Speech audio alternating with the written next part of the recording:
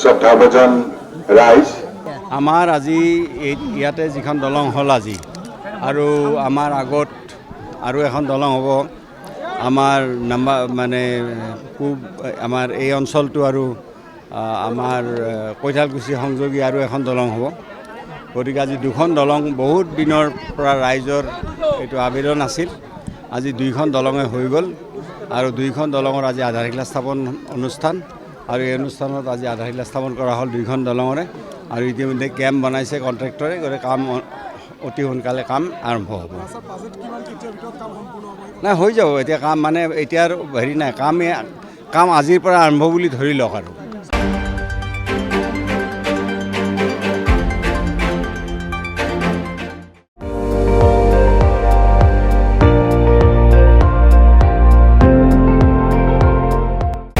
আপুনি চাই আছে ND24 সৰ্বশ্ৰেষ্ঠ নহয় সৰ্বোত্তমৰ দৌৰ।